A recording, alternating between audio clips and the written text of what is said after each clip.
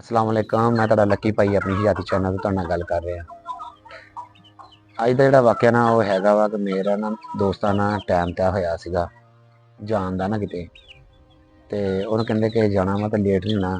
ਸੁਬਾਹ ਉਹਨਾਂ ਨੇ ਤਕਰੀਬਨ ਟਾਈਮ ਸਿਰ ਨਿਕਲਣਾ ਸੀ 5 ਵਜੇ ਨਾਲ ਨਾ, ਤੇ ਸੁਬਾਹ 5 ਵਜੇ ਕਹਿੰਦੇ ਚੱਲ ਜਾਣਾ ਵਾ ਤੇ ਅਸੀਂ ਤੈਨੂੰ ਫੋਨ ਕਰਾਂਗੇ, ਤੂੰ ਆਪਣੀ ਗੱਡੀ ਲੈ ਕੇ ਨਾ ਯਾਨੀ ਕਿ ਆਪਣੀ ਕਾਰ ਲੈ ਕੇ ਆ ਗਈ ਤੇ ਫਿਰ ਅਸੀਂ ਨਾ ਤੇਰੇ ਨਾਲ ਉੱਥੋਂ ਮੈਂ ਉਹਨਾਂ ਨੂੰ ਨਾਲ ਲੈਣਾ ਸੀ ਤੇ ਚੱਲ ਜਾਣਾ ਸੀ। ਅਸੀਂ ਨਾ ਜਿਹੜੇ ਟੂਰ 'ਤੇ ਜਾਣਾ ਸੀ ਤੇ ਟੂਰ ਸਾਡਾ ਹੈਗਾ ਸੀ ਗੋਇਰਾ ਝੰਗ ਇੱਧਰਲੀ ਸਾਈਡ ਦਾ ਨਾ, ਤੇ ਉਦੋਂ ਫਿਰ ਕੇ ਆਉਣਾ ਸੀਗਾ ਸ਼ਿਕਾਰ ਸ਼ਕੂਰ ਵਾਸਤੇ ਤੇ ਦੂਸਰੇ ਚੀਜ਼ਾਂ। ਦੋਸਤ ਨੇ ਮੈਨੂੰ ਫੋਨ ਕੀਤਾ, ਕਹਿੰਦਾ ਹਾਂ ਬਈ ਉੱਠ ਪਿਆ। ਮੈਂ ਕਿਹਾ ਹਾਂ ਯਾਰ ਮੈਂ ਰੈਡੀ ਹੋ ਗਿਆ, ਤੇ ਬਾਕੀ ਕਹਿੰਦਾ ਸਾਰੇ ਰੈਡੀ ਹੋ। ਮੈਂ ਕਿਹਾ ਹਾਂ ਰੈਡੀ ਆ।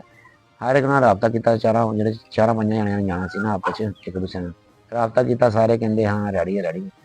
ਤੇ ਇੱਕ ਮੁੰਡਾ ਕਹਿੰਦਾ ਯਾਰ ਤੂੰ ਨਿਕਲਿਆ ਹੁਣ। ਮੈਂ ਕਿਹਾ ਯਾਰ ਮੈਂ ਨਿਕਲਾਂ, ਮੈਨੂੰ ਇੱਕ ਚੀਜ਼ ਨਹੀਂ ਮਿਲ ਰਹੀ। ਤੇ ਕਹਿੰਦਾ ਮੈਂ ਲੱਭੀ ਆਉਂਦਿਆ। ਮੈਂ ਕਿਹਾ ਯਾਰ ਮੈਂ ਨਾ ਨਿਕਲਦਾ ਕਹਿੰਦਾ ਯਾਰ ਕੀ ਹੋਇਆ, ਕੀ ਵਜ੍ਹਾ ਕੀ ਬਣੀ। ਮੈਂ ਕਿਹਾ ਯਾਰ ਮੈਨੂੰ ਨਾ ਮੇਰਾ ਮੋਬਾਈਲ ਨਹੀਂ ਮਿਲ ਰਿਹਾ ਤੇ ਮੋਬਾਈਲ ਲੱਭ ਨਹੀਂ ਰਿਹਾ ਹੈਗਾ, ਤੇ ਮੈਂ ਨਾ ਇੱਧਰ ਵੇਖਣ ਦਿਆਂ, ਸਰਾਣੇ ਥੱਲੇ ਦੇਖਣ ਦਿਆਂ, ਬੈੱਡ ਤੇ ਵੇਖਣ ਦਿਆਂ, ਉੱਧਰ ਕਮਰੇ 'ਚ ਦੇਖਣ ਦਿਆਂ, ਬਾਹਰ ਨਿਕਲਦਾ। ਕਹਿੰਦਾ ਯਾਰ ਲੱਭਣ ਕਿਉਂ ਨਹੀਂ ਗਿਆ ਤੈਨੂੰ ਮੋਬਾਈਲ।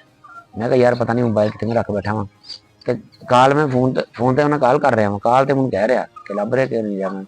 ਉਹ ਫਿਰ ਬਾਅਦ 'ਚ ਉਹ ਮੈਨੂੰ ਕਹਿੰਦਾ ਯਾਰ ਜੇ ਮੋਬਾਈਲ ਤੇਰਾ ਨਹੀਂ ਲੱਭ ਰਿਹਾ ਤੇ ਤੂੰ ਕਾਲ ਕਿੱਥੋਂ ਕਰ ਰਿਹਾ।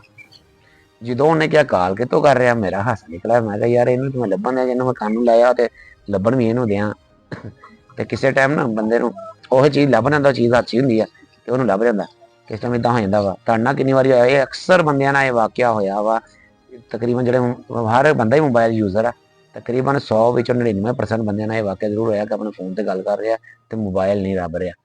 ਠੀਕ ਹੈ ਨਾ, ਤੇ ਮੋਬਾਈਲ ਨੂੰ ਲੱਭ ਰਿਹਾ ਵਾ, ਕੋਸ਼ਿਸ਼ ਕਰ ਰਿਹਾ, ਇੱਧਰ ਉੱਧਰ ਦੇਖ ਰਿਹਾ, ਮੋਬਾਈਲ ਲੱਭ ਰਿਹਾ। ਅਗਰ ਤੁਹਾਡੇ ਨਾਲ ਵੀ ਹੋਇਆ ਤਾਂ ਮੈਨੂੰ ਦੱਸਣਾ ਜ਼ਰੂਰ, ਕਮੈਂਟਸ ਦੱਸਣਾ। ਬਾਕੀ ਦੁਆਵਾਂ ਯਾਦ ਰੱਖਿਓ। ਬੜੀ ਮਿਹਰਬਾਨੀ। ਅੱਲਾ ਹਾਫਿਜ਼।